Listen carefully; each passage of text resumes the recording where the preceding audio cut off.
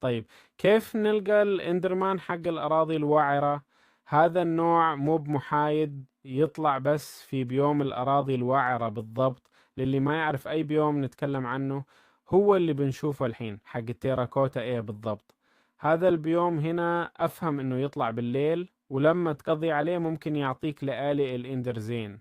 ها هي لآلئ الإندر، وممكن يعطينا غطاء الأراضي الوعرة، وبعد ممكن يعطينا الجمجمة الصغيرة، جمجمة صغيرة بس للزينة وهالشي الحلو. يلا، ها هو.